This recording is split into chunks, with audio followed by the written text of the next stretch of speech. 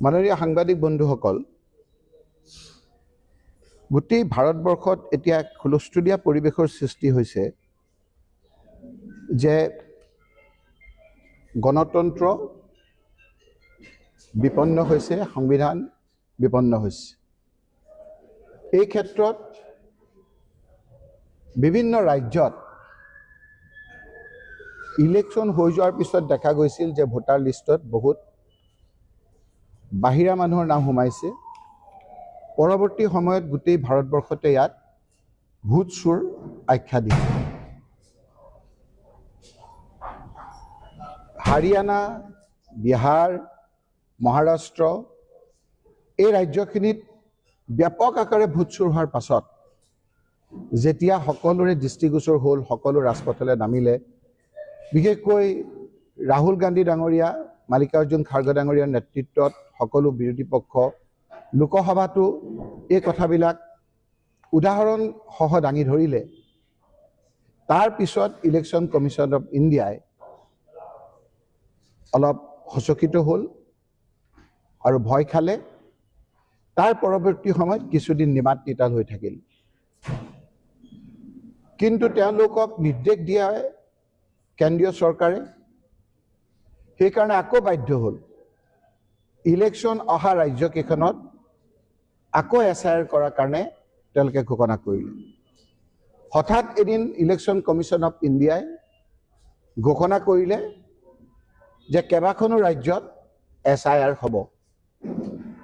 কিন্তু গৌৰৱ গগৈ ডাঙৰীয়া, প্ৰদেশ কংগ্ৰেছৰ সভাপতি ডাঙৰীয়াই মোক, ৰিপুণ বৰা আৰু মুস্তাফা খাদ্দাম হুছেইন এডভোকেটক CO ডাঙৰীয়াৰ এখন সভালৈ পঠিয়াইছিল আৰু সেই সভাত আমি যুক্তি প্ৰদৰ্শন কৰিছিলোঁ যে অসমত SIR হ'ব নোৱাৰে। এইকাৰণে SIR হ'ব নোৱাৰে যে SIRৰ কাৰণে যিবিলাক নথিপত্ৰ ইলেকশ্যন কমিশ্যন অফ ইণ্ডিয়াই দিছে, এই গোটেইবিলাক কাগজ পত্ৰ ইতিমধ্যে পুংখানুপুংখক্ৰমে সকলোৰে ঘৰত, সকলোৰে ইণ্ডিভিজুৱেলি কেইবাবাৰো চালি জাৰি চাই অসমত NRC হৈছে। NRC হোৱাৰ পিছত সুপ্ৰিম কোৰ্টৰ তত্বাৱধানত দফাই দফাই আলোচনা কৰাৰ পাছত পূৰ্ণাংগ হৈছে আৰু সেয়েহে একেটা বস্তু ইয়াত হ'ব নোৱাৰে। সুপ্ৰিম কোৰ্টে এই ক্ষেত্ৰত ৰায় দিছে যে NRC ইতিমধ্যে আমি পাব্লিছ কৰিছোঁ। যেতিয়া এই কথাখিনি ইলেকশ্যন কমিশ্যন অফ ইণ্ডিয়াৰ প্ৰতিনিধি CO ডাঙৰীয়াক অসমত আমি আনুষ্ঠানিকভাৱে জনালোঁ, তাৰ কেইদিনমানৰ পিছত যেতিয়া ইলেকশ্যন কমিশ্যন অফ ইণ্ডিয়াই বিভিন্ন ৰাজ্যত SIR হ'ব বুলি ক'লে, সেই সময়ত আমি যিখিনি কথা কৈছিলোঁ, যিখিনি প্ৰচিডিং হৈছিল, মই, ৰিপুণ বৰা ডাঙৰীয়াই বিশেষকৈ, সেই কথাখিনিকে ইলেকশ্যন কমিশ্যন অফ ইণ্ডিয়াই ক'লে যে অসমত SIR নহয়। আমি তেতিয়া কৈছিলোঁ যদি SIR আপোনালোকে অসমত কৰে তেতিয়া আমি সুপ্ৰিম কোৰ্টত যাবলৈ বাধ্য হ'ম আৰু গোটেই ভাৰতবৰ্ষত যিটো SIR কৰিছে সেইটো বন্ধ হৈ যাব। এই কথাখিনি নিশ্চয়কৈ ইলেকশ্যন কমিশ্যন অফ ইণ্ডিয়াই চালে। আইনগত দিশসমূহ চালি জাৰি চোৱাৰ পাছত তেওঁলোকে আনুষ্ঠানিকভাৱে ইলেকশ্যন কমিশ্যন অফ ইণ্ডিয়াই ঘোষণা কৰিলে যে অসমত SIR নহয়। যেতিয়া অসমত SIR নহয় বুলি ক'লে, তাৰ পিছ মুহূৰ্ততে মাননীয় মুখ্যমন্ত্ৰী হিমন্ত বিশ্ব শৰ্মা ডাঙৰীয়াৰ তৎ নোহোৱা হ'ল। তেওঁ ভাবি আছিল যে অসমতো এনেকৈ ভোট চুৰ কৰিব। তেওঁ ভাবি আছিল যে অসমতো এনেকৈ ইয়াৰ মানুহেতো তেওঁক বিশ্বাসত নলয়েই, বাহিৰৰ মানুহ আনি ভোট ল'ব। যেতিয়া ইয়াত আইনগতভাৱে NRC থকাৰ কাৰণে SIR নহয় বুলি তেওঁলোকে ক'লে, ইলেকশ্যন কমিশ্যন অফ ইণ্ডিয়াৰ ভয় লগালে।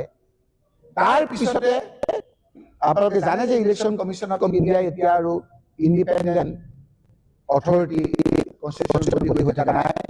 কেন্দ্ৰীয় চৰকাৰৰ আৰু বিশেষকৈ হিমন্ত বিশ্ব শৰ্মা ডাঙৰীয়াৰ কথামতে ডিলিমিটেশ্যন কৰিলে অসাংবিধানিকভাৱে। লগে লগে এটা পদ্ধতি উলিয়ালে যে অসমত SIR নহয় যদিও স্পেচিয়েল ৰিভিজন হ'ব। স্পেচিয়েল ৰিভিজন সাধাৰণতে ভোটাৰ লিষ্টত সময়ে সময়ে ইলেকশ্যনৰ আগতে হওক, জানুৱাৰী আগত SR হয়, সেইটো হয় চামাৰী ৰিভিজন।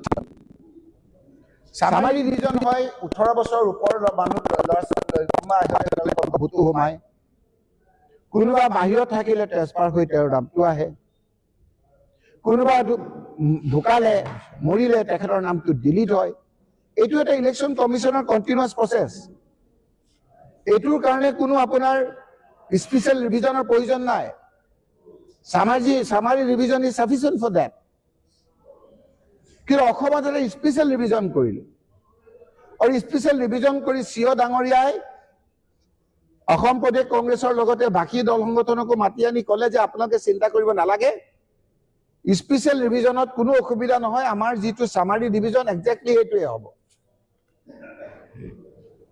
আমিও এই কথাত কলো যদি হেতুৱে হয় আমাৰ কোনো আপত্তি নাই এতিয়া যেটো আপোনাৰ দেখা গ'ল যে বিভিন্ন বিএলও সকলক লগত নলৈ পেলাই বা তেওঁলোকৰ আন্ধাৰত ৰাখি যিখন ড্ৰাফট উলিয়ালে আপোনালোকে দেখিছে যে তথ্য সহকাৰে ৰিপুন বৰা ডাঙৰীয়াই সেই কথাখিনি কিছু আপোনালোকৰ ওচৰত আভাস দিব ড্ৰাফটখন ওলাল তাৰ পিছৰ পৰ্যায়ত যেটো এতিয়া হল ক্লেইম এণ্ড অবজেকশনৰ কথাটো হল যদি কিবা কাৰণে মোৰ নামটো উঠা নাই মই অনলাইন যোগেদি মই ক্লেইম কৰিম কিবা কাৰণে যদি মোৰ ভোটটো ট্ৰান্সফাৰ হোৱা নাই ট্ৰান্সফাৰ হ'ব লাগিছিল মই ট্ৰান্সফাৰ কৰিম মোৰ নামত যদি কিবা ভুল হৈ আছে মই কাৰেকচন কৰিম কোনোবা যদি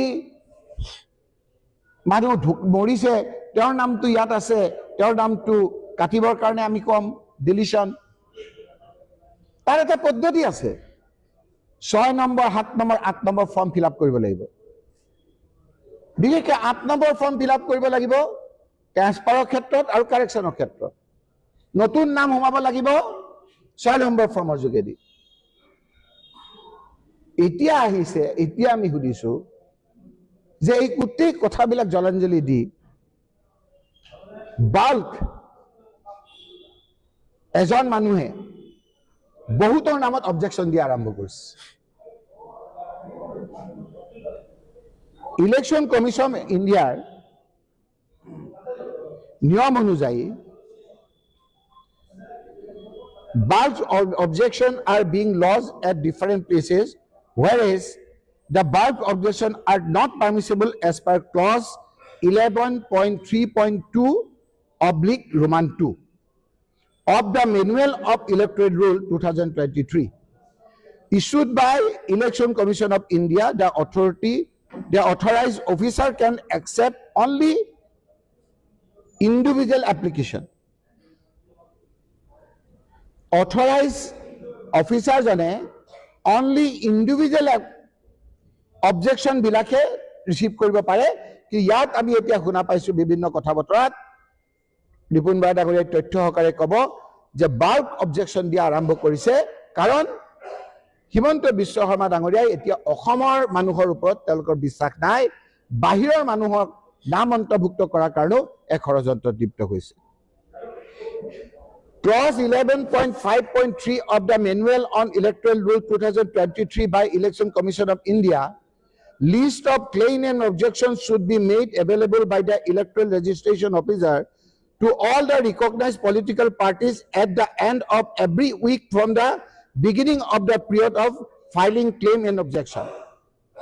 Prottek hoptahot ki claim hol, ki objection hol, as per Selection Commission of India manual mote political party bilakok janabo lage the electoral registration officer should call a meeting all recognized political parties and personally hand over to their representatives a list of claim and objection received till that date কোনো নিয়ম মানা নাই যদি কৰবাত claim হৈছে objection হৈছে এক সপ্তাহৰ ভিতৰত তাত ক্লেম অবজেকশন বিলাক পলিটিক্যাল পাৰ্টিক দিব লাগে ইলেকশন কমিশন অফ ইণ্ডিয়াৰ ৰুল মতে গতিকে এটা ব্যাপক ভূত চুৰৰ এটা ষড়যন্ত্ৰ ইয়াত চলিছে এই কথা বতৰাবিলাকত ইলেকশ্যন কমিশ্যন অফ ইণ্ডিয়াই নীৰৱ দৰ্শক ভূমিকা পালন কৰিছে আৰু কোনবিলাক মানুহে বিজেপিক ভোট নিদিয়ে সেই ভোটাৰবিলাক 12 জানুৱাৰীৰ ভিতৰত লিষ্ট বনাই পেলা দিব লাগে বুলি এটা নিৰ্দেশ আহিছে। This is number 1। নাম্বাৰ 2, তেওঁ নিৰ্দেশ দিছে এজন মন্ত্ৰীক অশোক সিংঘাল, এইবিলাকতো সব মিডিয়াত আজি ওলাইছে, কালিও ওলাইছে। গতিকে তাত নিৰ্দেশ দিছে যে তেওঁ 60টা কনষ্টিটুৱেঞ্চিত তাত গৈ টাৰ্গেট দি দিছে 5,000 পৰা 10,000কে মানুহৰ নাম কাটিব লাগে। এতিয়া আমাৰ কোৱেশ্চন হৈছে, আমাৰ প্ৰথম কোৱেশ্চন হৈছে এইটো যে ইলেকশ্যন কমিশ্যনে কিয় এই কথাত আজিলৈকে নিমাত আছে। আগতে কিবা ঠিক আছে, মিছা হ'ব পাৰে, আমাৰ আপত্তি নাই, মিছা হ'ব পাৰে। ইলেকশ্যন কমিশ্যনে কওক এইটো মিছা বুলি। Why election commission is silent? Election কমিশ্যনে তদন্ত কৰক, তদন্ত কৰি যদি মিছা হয় ৰাইজক জনাওক এইটো কথা মিছা বুলি, ফলছ অভিযোগ বুলি।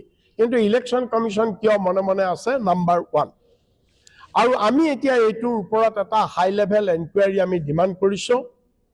আমি ফৰেনচিক লেবৰেটৰীৰ যোগেদি ইয়াক তদন্ত কৰাৰ ডিমাণ্ড কৰিছোঁ। ভিডিঅ' কনফাৰেন্সৰ গোটেই কনভাৰচেশ্যনখিনি আৰ্কাইভত আছে, ক্লাউডত আছে, তাক উলিয়াই দিব লাগে। চৰকাৰে সেইটো ৰাইজৰ আগত দিব লাগে, ইলেকশ্যন কমিশ্যনে ৰাইজৰ আগত দিব লাগে। আমি এইটোৰ ওপৰত দাবী কৰিছোঁ। আৰু আমাৰ অসমত আজি এইটোৰ উপৰিও এতিয়া ইলেকশ্যন কমিশ্যনে কিছুমান সমষ্টিত, যেনে আপোনাৰ বজালী সমষ্টিত, যেনে গোলোকগঞ্জ সমষ্টিত, বৰাক ভেলীৰ কিছুমান সমষ্টিত যিবিলাক BLO অলৰেডি নিযুক্তি দিলে, কাম কৰি আছে, BLO কাম কৰাৰ মাজতেই হঠাৎ অল অন এ ছাডেন বহু ঠাইত এই BLO বিলাকক কি কৰা হৈছে, চেঞ্জ কৰি নতুন BLO দিছে। এইটো এটা টোটেলি ইলিগেল, যে এটা প্ৰচেছ হৈ যোৱাৰ পাছত BLO তেনেকুৱাকে চেঞ্জ কৰাটোৱে কি বুজায় যে আগৰ BLO বিলাকে তেওঁলোকৰ ৰাজনৈতিক স্বাৰ্থ পূৰণ কৰিব পৰা নাই কাৰণে তেওঁলোকে এই BLO চেঞ্জ কৰিছে। 3 নম্বৰ বিসংগতি আহিছে, হাইলি কমিউনেলাইজ কৰিছে ইলেকশ্যন কমিশ্যনে। বহুত BLO ছুপাৰভাইজাৰ আমি দেখিছোঁ যে এতিয়া আমি ইয়াত আমাৰ কালিলৈ আমি যিখন মেমৰেণ্ডাম দিম তাত আমি এইবিলাক পিন পইণ্টেড কৰি দিম যে পাৰ্টিকুলাৰ এটা ৰিলিজন, এটা কমিউনিটিৰ মানুহৰ যিবিলাক BLO আছে সেই গোটেই BLO বিলাকক চেঞ্জ কৰিবৰ কাৰণে, সেই গোটেই BLO বিলাক চেঞ্জ কৰিবৰ কাৰণে তেওঁলোকে প্ৰেছাৰাইজ কৰিছে, অৰ্ডাৰ দিছে, কৰিছে। গতিকে এইটো এটা সাংঘাতিক চিৰিয়াছ।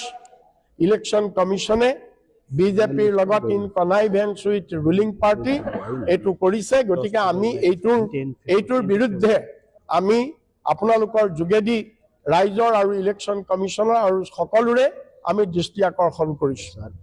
এতিয়া সবতকৈ গুৰুত্বপূৰ্ণ কথাটো